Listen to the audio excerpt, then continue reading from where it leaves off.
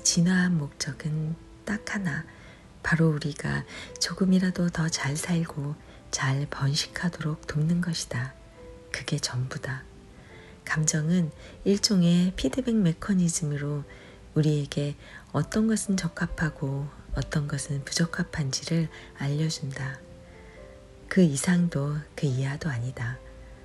뜨거운 난로에 댄 고통은 우리가 다시는 그거를 만지지 않게 한다.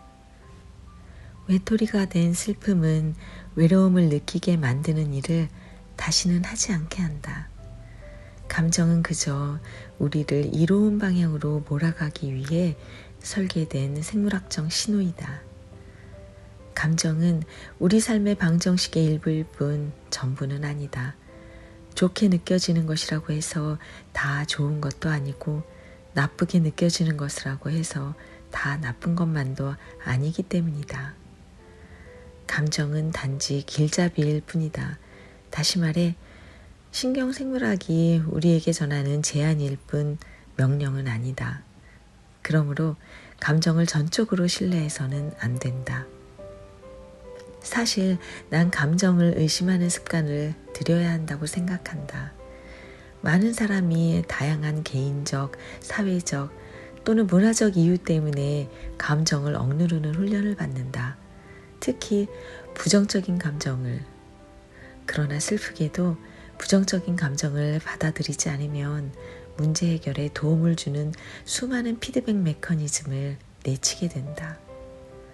그 결과 이런 이유로 억눌린 사람들 중 상당수가 문제와 신음하느라 평생을 몸부림치며 살아간다.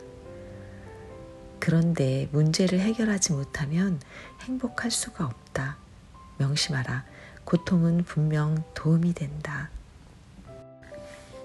감정에 과도하게 집착하는 행위가 도움이 안 되는 이유는 간단하다. 감정은 늘 변하기 때문이다. 오늘 나를 행복하게 해주는 것이 내일이면 아무것도 아니다. 생물학적으로 우리는 항상 지금보다 더한 것을 원하게 되어 있기 때문이다. 행복에 집착하는 자는 또 다른 것, 이를테면 새집, 새로운 관계, 자식의 성적, 또 한 번의 연봉 인상 등을 끝없이 쫓기 마련이다.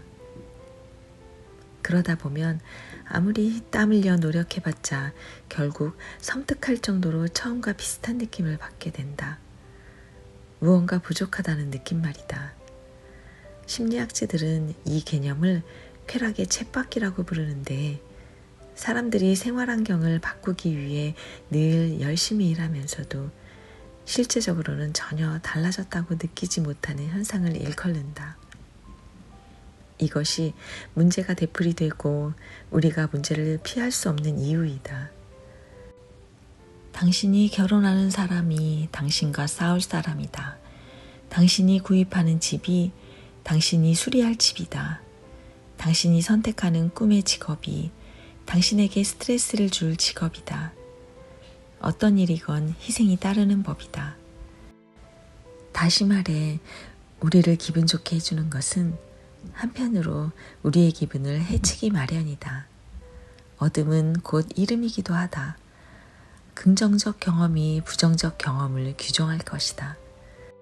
우리는 이 세상에 궁극적인 행복이라는 것이 존재하며 우리가 그것을 얻을 수 있다고 믿고 싶어 한다. 우리가 느끼는 모든 고통을 영구적으로 완화될 수 있다고 성취감과 만족감으로 가득한 삶이 영원히 계속될 수 있다고 믿고 싶어 한다. 그러나 이 모든 것은 현실과 거리가 멀다.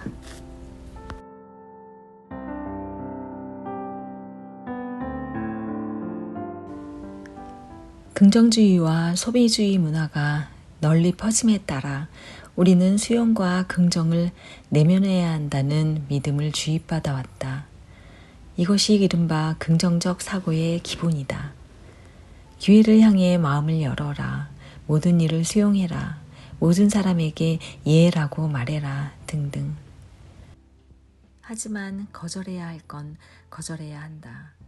뭔가를 거절하지 않는다면 인생의 의미를 찾을 수가 없다.